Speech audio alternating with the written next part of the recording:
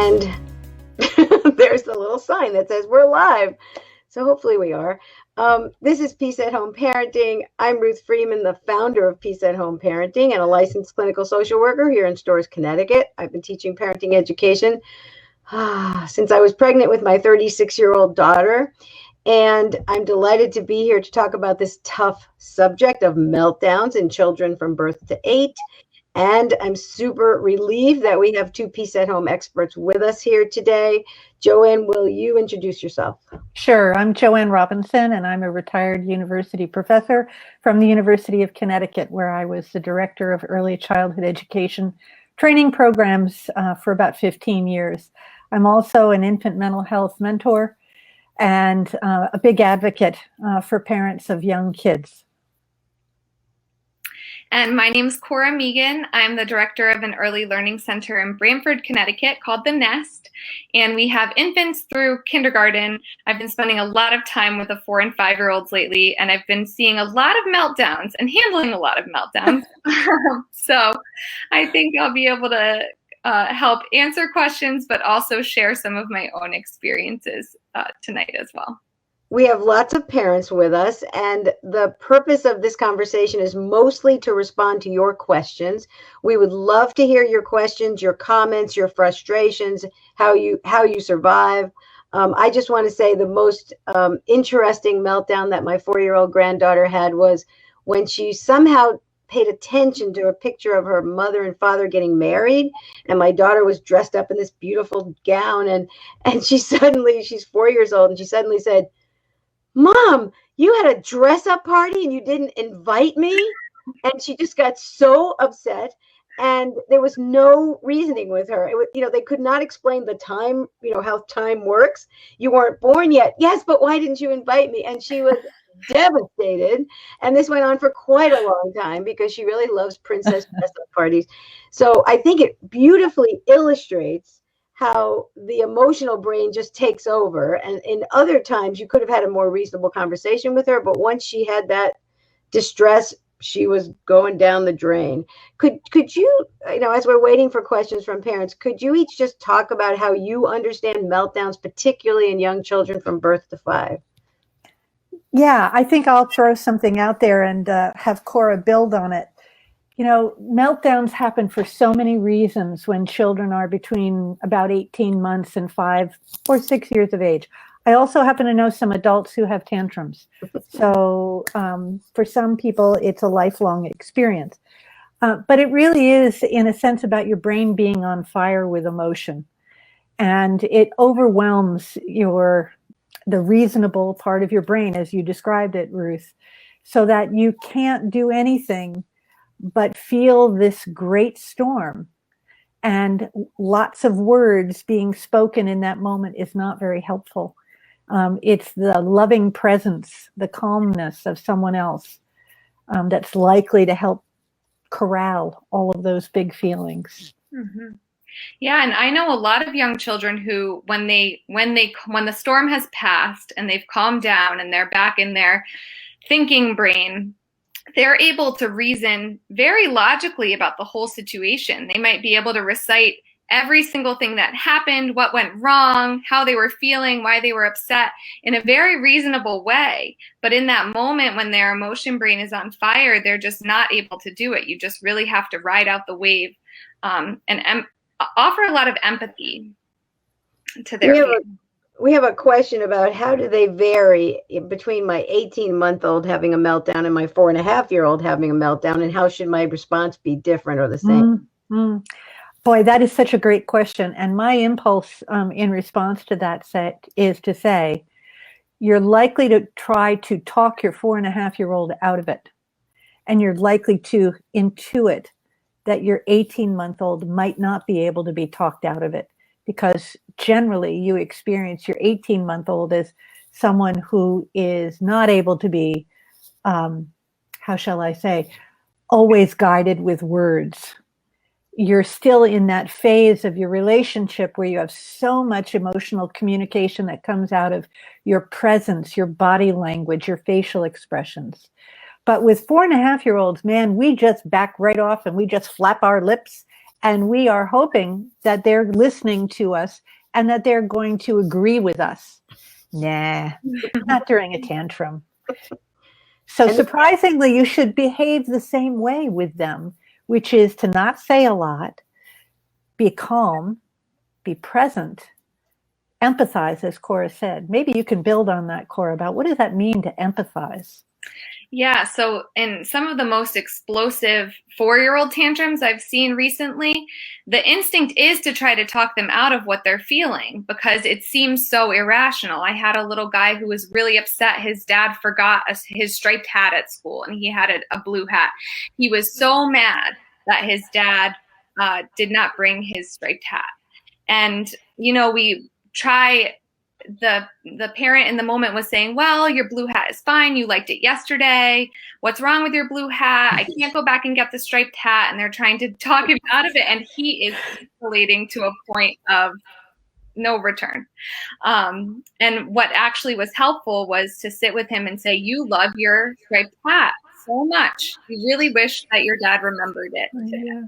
You know, and that's what really helped him calm down. And then he was able to think logically, well, my blue hat's not so bad, This brings to mind Dan Siegel's work when he talks about connection being seen, safe, soothed, and secure. Yeah. And I think that those two pieces, seen, when we give our children the gift of seeing them, as a grandparent, it's so easy for me because I never have an agenda really. And my granddaughter's very intense and has lots of opinions, and certainly I can relate to that. And she'll just get so upset about something. And I genuinely can easily just say, wow, you're super angry that Nana's taking care of you now and Daddy's going back to sleep. You're super sad about that. And then and then 3 hours later, she's having the exact same feelings, same throwing the toys off the table because Nana is leaving. So these are completely opposite responses.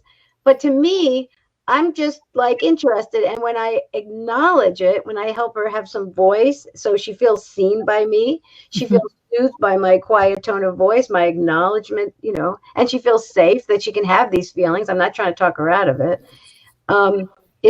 It's hugely helpful. But when parents are trying to get out of the house or get dinner on the table, this is much harder to do. Unfortunately, the opposite, trying to talk them out of it, talk them down, fix it, reason, it just makes it worse for some reason. What is it? What is it about that? I guess it's the kind of debating with them and it gets them more activated. Well, first of all, parents experience tremendous excitement when their children start talking and they can have conversations and they delight in all of the complex words and phrases that their children are imitating and using appropriately.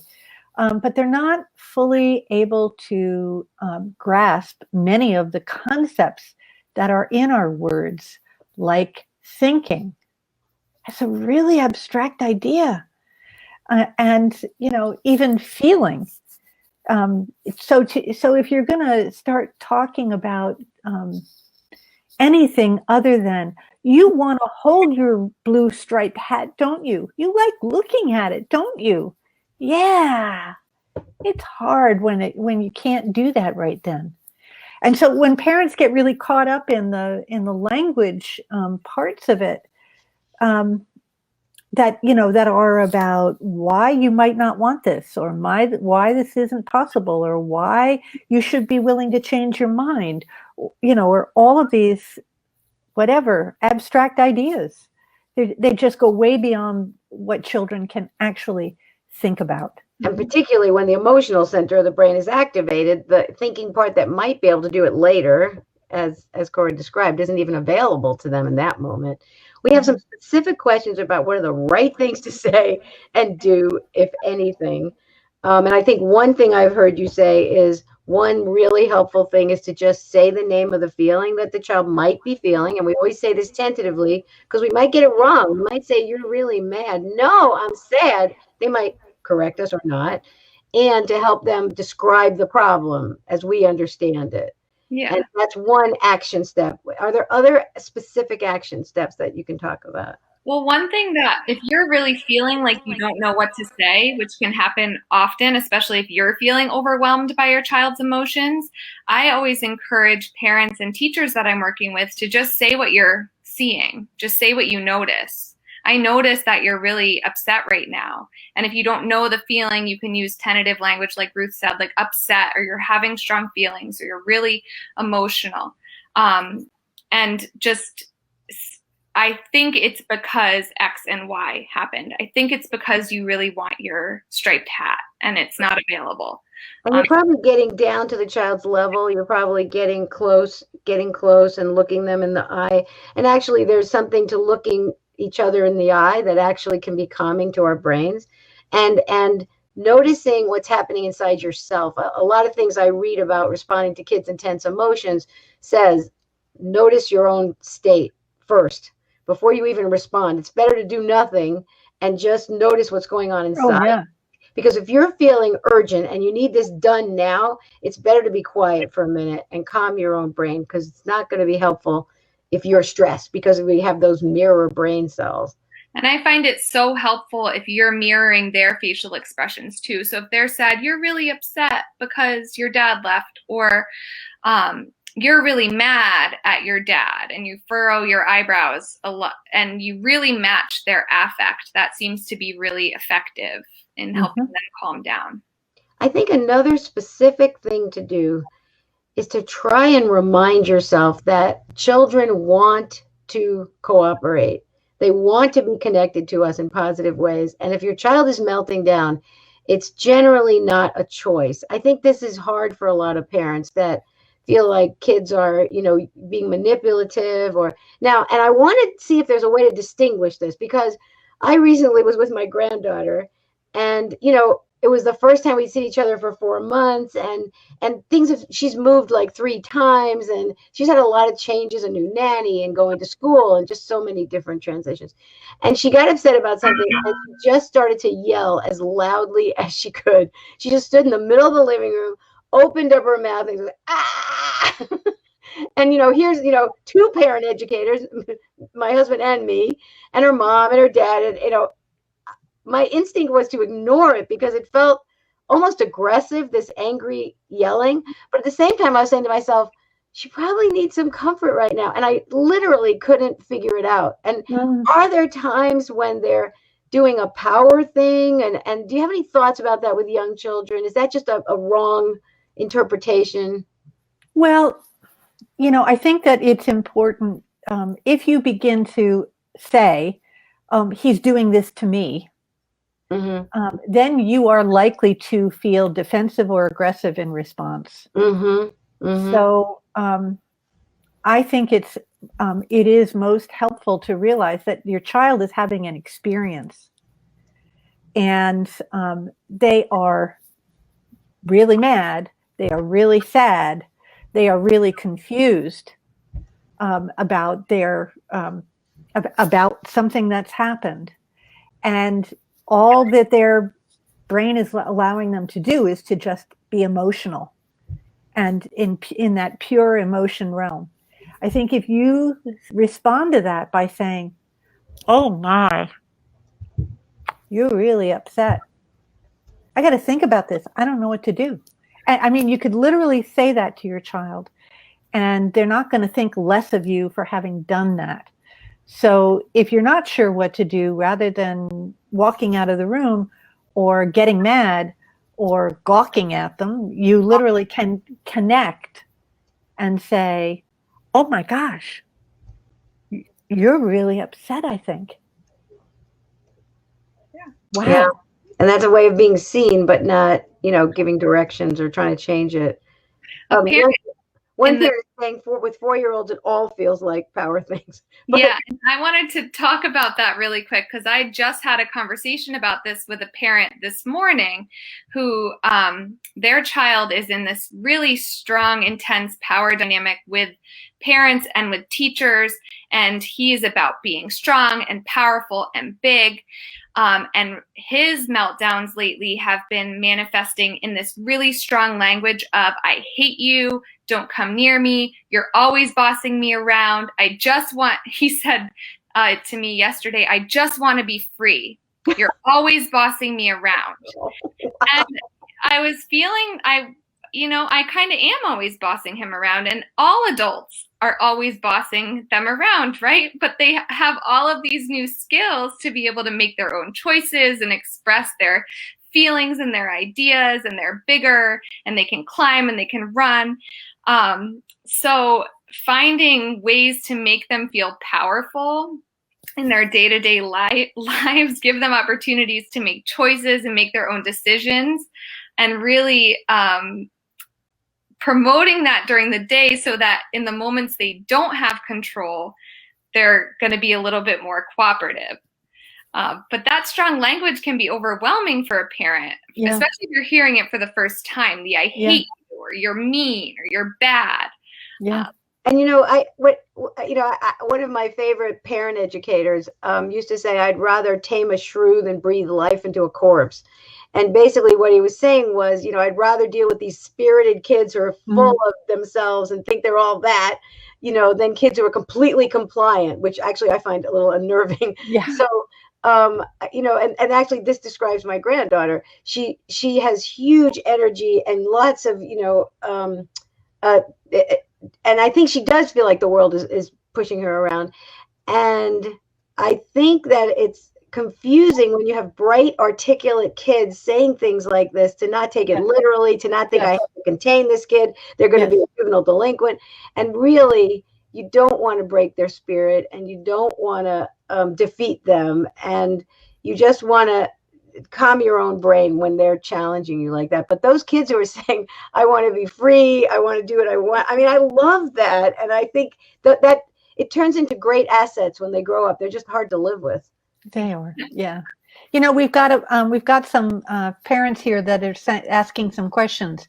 One is saying, my daughter's 22 months and seems to melt down the most when transitioning from one task to another or being told no. Any tips for avoiding these? And there are actually. The transition times themselves can be made into fun activities. And in preschools or toddler classrooms, the teachers do it all the time. Every transition is accompanied by a song or a special rhythm, clapping hands as we go marching, over to the cubbies to get our clothes, that we are singing a song when it is time to put away the blocks because it's going to be lunchtime. And so I think that having this understanding that children need guidance and a little bit of structuring during the transition away from something into something else. And it's perfectly fine to just put their attention on the something else and not dwell on the thing that we're finishing to help them move along. I think there's a couple of things about transitions. One is, and JoAnn, this is your favorite, but I'm remembering it right now, is the idea of routines. Because when we do the same order of things every day, it doesn't have to be at the same time. But if we know that we always go from playtime to lunch to nap, if we do that every single day, those transitions get easier.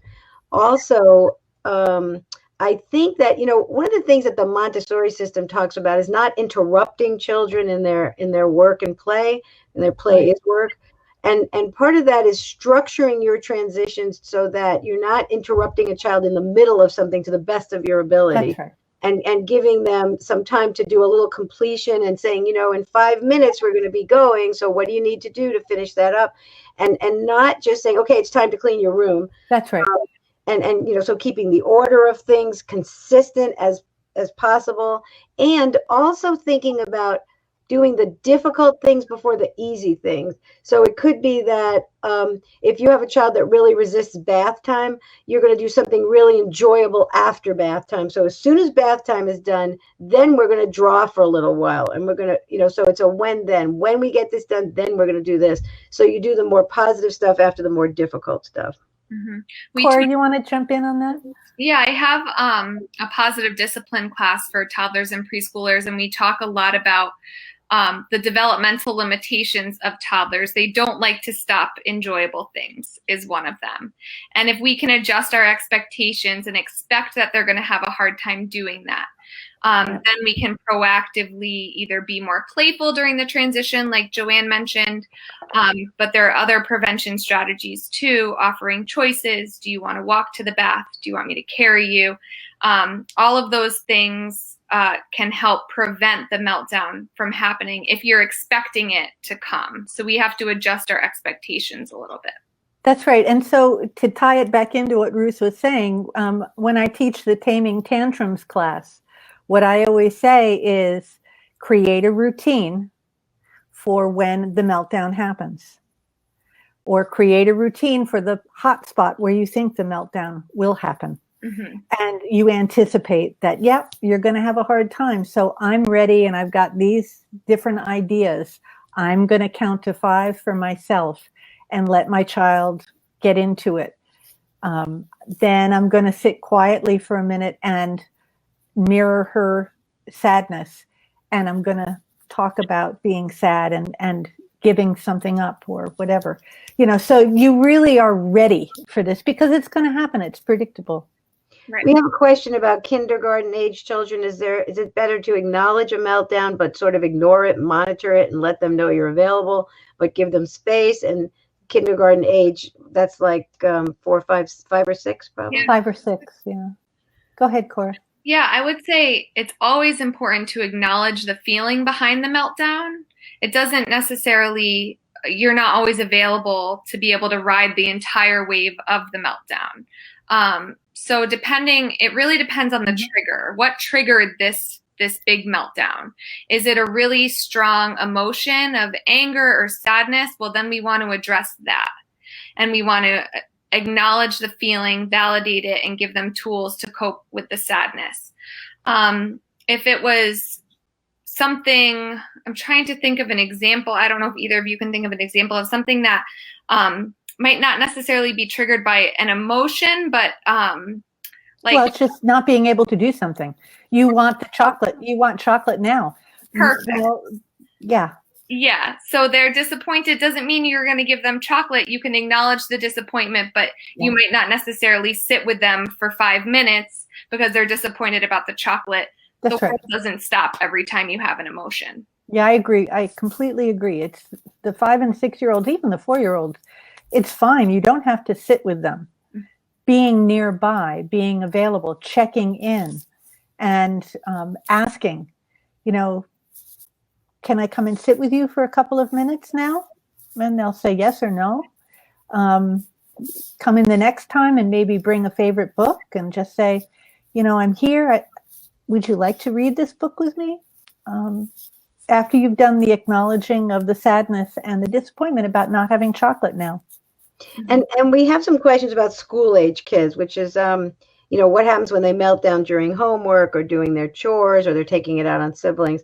And I want to say that, one of the things that we're describing here is called co-regulation. It's when we're able to calm our brains by breath or something we visualize or whatever our brain calming practice is. And then we can help our kids calm our brains. The truth is that kids need this all the way through development. And perhaps by the time they reach adolescence, they need it again more because of the way their brain is changing. With school age kids, actually, it's my experience that school age kids tend to be the least dramatic in terms of emotions. But for one thing, you want to keep in mind that many kids are temperamentally sensitive or anxious, and things that you think are reasonable demands can actually cause some kids to get into distress. It's how they are. It's not that they're on purpose. And if we have children that are frequently having these kinds of meltdowns, you really want to look at that as symptoms versus misbehavior. And this is a misunderstanding that parents have for school age kids, tweens and teens. When kids are getting upset over what appears to you to be a small thing, and it's happening often, it's our job as the adults, the teachers, the school social workers, the parents, the caregivers, to say these things, these transitions, homework, school, being with friends, these tend to trigger these reactions in my child. We need to start to understand that. And there's ways to do that. in talking with them when it isn't happening, and helping them plan for those situations. We have kids who are with remote school are getting frustrated like crazy.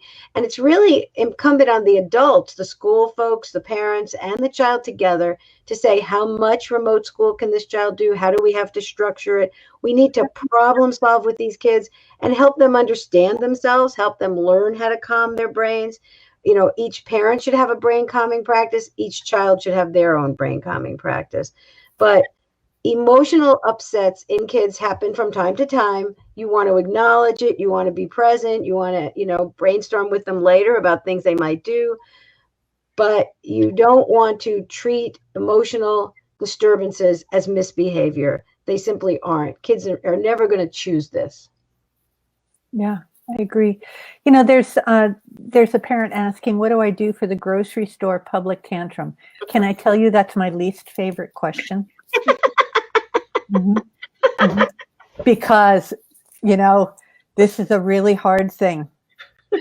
Doing it in public is really, really hard. I'm going to tell you, I can't remember his name, but there used to be this ADHD guru. And he was the first guy who wrote the most stuff on ADHD. I know I have his book somewhere. You probably know him, JoAnn. And he suggested that this is a terrible thing. Don't do it. I'm just telling the story. He suggested that you take a picture of your kid in timeout, and then you bring it with you to the grocery store. And if they start to act up, you just take the picture. Don't do that. It's not useful. I think that the rules for breakdowns in stores is the same as the rules for breakdowns at home. I mean, you need to keep the kids safe. You need to connect with the child, and you need to problem solve. And you need to think about, what time are you shopping? How old is this kid? Just think about, when are the best times to go shopping. I think that parents drag kids from daycare straight to the supermarket picking stuff up, and sometimes you have to do that. But we know when they're tired, hungry. There's factors. Okay, Cora, do you want to unpack Ruth a little bit there? Oh, well, I always feel bad for parents when they're dealing with the grocery store tantrum, but I also sometimes, when I see a parent who's like being really responsive to their child in the moment, I really want to walk by and like give them a little rub or pat on the back. Like, it's okay. But yeah, I mean, still acknowledge and validate. And as you're pushing the shopping cart along, I would say do a lot of narrating for your kids. I hear you. You're really upset. You wanted the animal crackers. They're not available. And that made you really mad. And we're still going to finish our grocery shopping. And then when we get home, we'll be able to do X or something like that. But try to keep the language to a minimum. And if it's escalating to the point where your child is getting physical and it's getting really hard, then I would say ditch the grocery shopping and go home. Yep. The problem I always worry about with that is, are we teaching them, if you get aggressive enough, we're going to stop shopping? Because, and I used to, actually I did this with my daughter.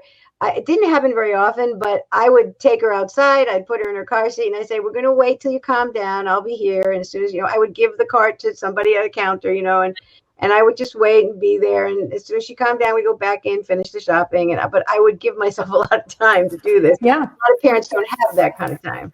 No, that's right. And if you do have the time and you can leave the cart, with customer service, they'll be happy to help.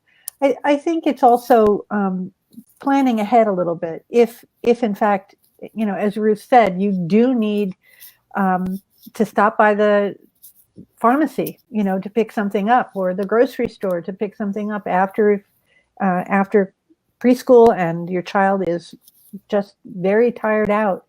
It's helpful if you've planned ahead and keep a few things in the car that might be a not frequently played with toy. Right. It's just for the store. It's just for the store. Yeah. And and it can help you get through that 15-minute errand that you need to get through. It could be a book, could be a special lovey, but having that, that's the kind of thing that I always thought about on airplanes, right? That's another time when children have meltdowns Not that anybody's been on a plane in a year, but I bet there's going to be a lot of parents that are going to be getting on planes. And there are two things I want to say about little children on planes. And the first is a lot of the screaming happens when children are taking off or landing. And some of it has to do with the pressure changes and how it affects their ears. And it really does create pain for them. That is, they're really kind of inconsolable during that time. So, yeah. So it just anticipate it. Do try to have several, maybe one new and a couple of, favorite activities with you, so that you have some different things to switch off to keep or to regain their attention and distract them. But, just be very aware that the pain that they are experiencing during pressure changes in the cabin can be very real and very difficult. Yeah. Grocery shopping can also be a wonderful time for connections. A lot of face-to-face time that can happen involving children in the process. I think we kind of forget to use those moments as bonding and connection and delight with young kids. They can handle it. They love it. And giving them some choices and saying, we need to get some That's right. Which fruit? Yeah. Hey, do you want to get this one or this one? You know? And engaging them in that. There was one. I just wanted to say that I always tell parents, when you're in the store and your kid's melting down, just understand that every other person in that store is not judging you. They're simply saying to themselves, thank goodness it isn't me this time. That's all they're thinking. They're not thinking you're a bad parent or a failure in any way. They're just relieved that it isn't them. It's so hard. Let's see if there's any last questions. Did we miss anything? Is there anything else that you want to just say about meltdowns or tantrums before we go? Any classes we want to let folks know about? I think that, the one class I would recommend for parents of school-age kids is a class that I teach called Positive Discipline for Peace at Home. And there's a class called Be Your Child's Emotions Coach, and there's one for school-age kids and one for young children that Cora teaches, and I think those can be very helpful. Any last comments, JoAnn? Yeah, I want to just emphasize the importance of expecting your child to melt down in certain situations. That it gives you a little bit more sense of control and calm yourself, because you can feel very out of control when you have, a kid screaming at you, I hate you, I want to be free, and you're always telling me what to do. And so then you have something in mind that you can work towards with that child to help them hang in there as they slowly recover. But, the thing we haven't talked about is, how do you talk with children about meltdowns afterwards? Because that is when you need to do it, is after the fact, after they're calm. And it can be very, very helpful to have some picture books that are geared towards talking about strong emotions. There's some wonderful series of books that are available. There's the Taming Dragon series by Steve Herman. I really love his books. Actually, if you email us at info@peaceathomeparenting.com, that's info@peaceathomeparenting.com, we can send you a few books that JoAnn and Cora and I will come up with to help you with kind of that reading and conversation, because that's a great way to teach through reading. Well, it's, by reading the story of a little character that is going through this problem, what we're doing is allowing the child to empathize or identify with that character without having to say and feel the shame of having been bad or having been out of control. But you can problem solve. Well, what should little Henry have done in that story? What would you tell him to do? Sometimes you have feelings like that. What would you tell him to do? And that allows you and your child to be working on a little problem together that's not him. and that's just so important. You could do that with stuffed animals. You can say, little rabbit gets super mad and he starts throwing things. What could little rabbit do instead? They have a much easier talking about it than about them. Mm-hmm. And I just want to remind everybody that, JoAnn's saying we can expect this from young children, but we have a question about a 9-year-old who has some physical aggression. So when we have a 9-year-old who's having tantrums with physical aggression, we know that this kid is struggling. This kid is showing us that he's having experiences that he can't manage, that there's a mismatch between adult expectations and the child's capacity to meet those expectations. Children will meet your expectations if they can. And if they can't, they're going to show you and they're going to be in distress. Aggression can be a sign of anxiety. It can be a sign of depression. And we know right now that many kids are having some of those symptoms. But if you have a child who's 9 years old and displaying physical aggression, please email us at info@peaceathomeparenting.com. We'll send you a couple of classes. We can hook you up with a coach. JoAnn, Cora, and I are all available as private coaches. And you can also raise questions on our private Facebook group. We monitor it every day. But this is a little guy who's struggling. He's not bad. He's not doing this on purpose. He's not doing it to you. He just can't. He doesn't know how to solve the problem he's experiencing. One of the things that is tied into this idea of expecting the problem, as Cora indicated, is that that you are going to have some agreements with your child. And when you have a 9-year-old, you can sit down in a calm time and talk about, okay, hitting is not acceptable. All feelings are acceptable. Hitting is not acceptable. Biting is not. Kicking is not. And so let's talk about what the consequence will be when you hit and you won't stop when I ask you to. And so you and the child together come up with what's a reasonable way of responding to those instances of not being able to stop the behavior. And consequences are one option and certainly a conversation you want to have. But if you're seeing this a lot, you want to talk with the child to understand what's happening for the child. You want to so it looks like under these circumstances, you get super mad and you end up doing something that you don't even like, and then you get in trouble for it. So we've had some consequences, and if you see that the consequences together that you came up with isn't helping, you want to back up and say, okay, so you had a good idea about those consequences, but you're doing them like 2 or 3 times a week, and that must be awful. So I'm guessing, you don't want the consequences. So let's just try to back up and think about, what are you thinking? What are you feeling? What do you think leads to this? What do you think I can do to help? What can you do to help? And if in real exploratory conversations, or we can send you the steps. The first step is empathy. When you're having these conversations, I see that you're really frustrated. I don't think you want to hit your little brother, but you end up hitting him and then you get in trouble. So help me understand what you're thinking when you do that, what you're feeling.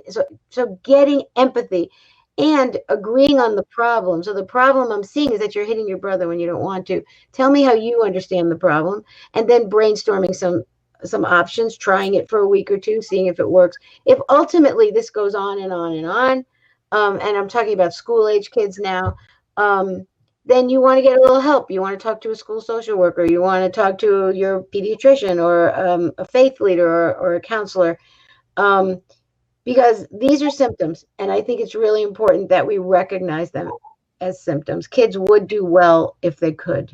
Mm-hmm. And sometimes, together collaborating on consequences and it gets handled, and that can work. JoAnn, can you talk a little bit about older siblings being mean to younger siblings and young children under 5? Do you have any thoughts about that and how to handle it? Well, number one is sibling relationships are generally a bit conflictual. Anybody who's got a sibling can remember more than one handful of pretty dramatic instances of being in conflict. So it's normal, and parents need to help children manage it. but they're not going to make it go away. Kids do need to be able to express strong feelings. But again, it's all feelings are acceptable, behaviors are not. And when I am working with parents individually and they describe that kind of situation, I talk with them about the really important idea that when children are aggressive with a sibling, when they're hitting or grabbing, they're trying to connect and they don't know how. They don't know how to do it any other way because they've got some emotion going on or they've got their own agenda, but they're not thinking about doing it in a socially acceptable way, right? So the first thing that I recommend doing is going to the child who hit, not the victim, and going to the child who hit and say, I see that you really wanted to do this, and I need to tell you that it's not okay, but I'm going to give you a hug because I know you didn't know what to do. And now I'm going to go over, and then you go over to the victim and you reassure because the little one is probably screaming their head off. And what we want to do is to break the cycle of going to the victim first, to the little one who we think of as more vulnerable, who is screaming. And the other one is standing there watching the whole thing. And it just helps them to stay in and stay connected. Cora, do you want to add something to that? Go ahead, Cora. Yeah, just one thing, especially for, I'd say 4 and 5-year-olds who are having a new sibling come or who have like a 2-year-old sibling, that can be really challenging because the 4 and 5-year-old is feeling like all of a sudden their space is being invaded or they don't have as much control over their environment because now their sibling is touching all of their toys, wanting to play with them, bothering them, getting really close to them. So sometimes the natural reaction to feeling like your space is invaded or feeling out of control is to act aggressively to the sibling, either to get them away or to get a parent's help, to get a parent's attention. However the child is feeling, that's the symptom of their feeling, right? So paying close attention and respecting that the 4, 5, 6-year-old might need a space in the home away from the sibling where they can have control over their environment and they're not going to feel like their space is being invaded. And maybe having sibling time be like a little bit more scheduled, or parent making sure we're spending equal amount of time with the older sibling as we are with the younger sibling. But it's a normal feeling for older siblings to go through. Yeah, it's a big transition of loss. It's interesting.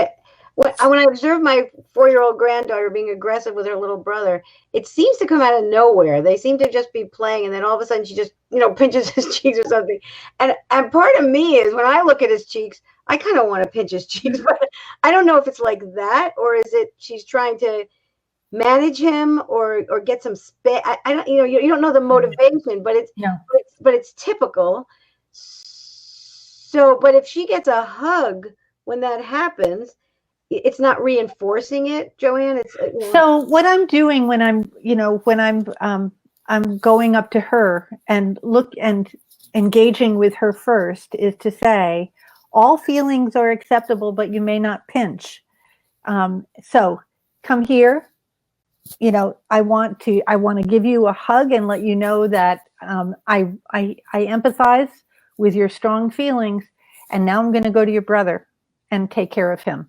It's interesting because you're saying to that child, you're very important to me, because the parent, what I've observed in parents who have older siblings hurting the little ones, it's so upsetting to the parent to see the little one get hurt that they just feel so mad at the older sibling. Yeah. It seems to exacerbate the whole thing because the parent's in pain. It's like, and it can be, in fact, I think that children. So we do get caught up in triadic relationships.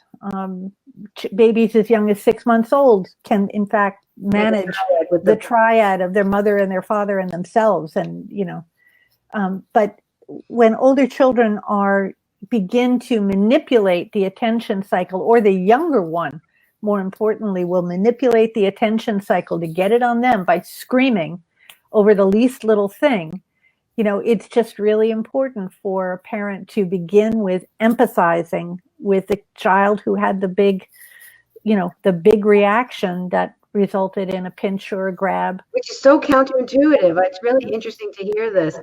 And now this parent is saying the 18-month-old is getting aggressive back hair pulling. What's the response for the little one who's getting aggressive back? Yeah, so that's an interesting one. You want to take that one, Cora?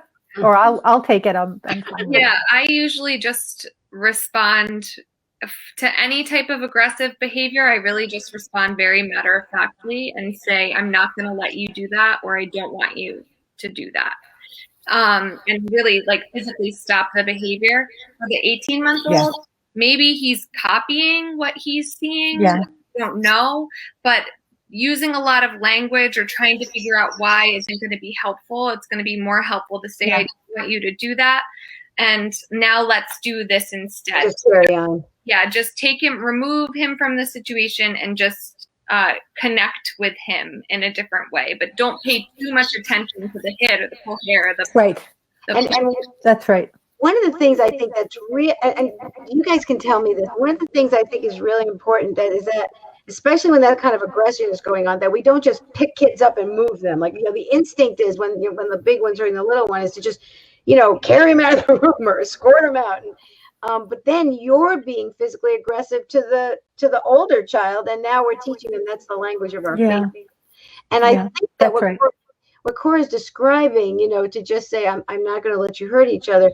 You have to have a strategy. You're going to get triggered by that aggression. You have to know how to get your brain so that you can sound relatively detached, because those big reactions are always rewards. Even if they're dramatic and negative, they're always reinforcing the behavior, ironically. So, sitting down and having a routine, planning a routine for what are we going to do when this happens, because the 18-month-old, guess what, is going to be 24 months, 2.5, and 3, and they're going to be hitting and biting, etc., with the older one, and vice versa. I mean, it's never going to end until they are 20-something? No, I know. I would say in their 30s. Yeah. Okay. But the point is just that, if you have a strategy for keeping yourself calm, for stopping the injurious behavior, stopping the injury, and empathizing with the feeling, and then redirecting. And it could be redirecting one child to a quiet space and redirecting another child. And again, it's all done, as Cora said, matter of fact. Robot. You just need to be so calm when you're responding this in order not to feed it. And I think one of the hardest things for us as parents is to notice what we're telling ourselves about things, because I think that is one of the triggers for parents. We start to tell ourselves, oh my God, this kid is like a devil, or this kid's going to be impossible, or I'm a bad parent if my kids are being aggressive. We tell ourselves all these things, and then we have to move in and try to fix it fast, as opposed to, I need to understand what's going on. I'm good. They're good. You have to come from, the I'm okay, you're okay. We have to come from that place that we're okay, and these things happen with siblings. I think that's one of the most important points we're making. There's no real just right action step to take, but knowing that your children are doing the best they can, and you're doing the best you can, and this is normal and predictable, that can change the whole thing, right? Yeah, it can. It can also be very helpful to talk with someone about, is this happening because one child is getting all the attention? We're spending so much time because the 5-year-old is having tantrums, and the 3-year-old is just left out, in the next room watching TV while we're dealing with the tantrum. Well, maybe we really need to think about doing that differently. Yeah. And even just talking to other people and getting that you're normal helps, and that you're not alone. Yeah. Any last comments or questions before we go? This was wonderful. Thank you, folks. Any last comments before we go? Cora, JoAnn? I don't think so. No, we covered a lot of territory, I think. So I want to thank you all for your questions, for your input. This is what we grow on at Peace at Home. Please reach out to us at info@peaceathomeparenting.com. We have lots of live classes where you can be with the teachers just like this, and lots of recorded classes you can get at 2:00 in the morning when your head is spinning, or anytime. And we're always happy to hear from you. We're going to post our upcoming classes list, which I think Pam's going to put into the chat. And you can just go to that page and you'll find all the classes we've mentioned. You'll see all the live classes. And if you keep that address, it's peaceathomeparenting.com/upcoming-classes, I think. You'll always know what live classes are coming up. There it is. So thanks, folks. Thanks for being here. Thanks for being here, everyone. Thank you. Have a good rest of your week.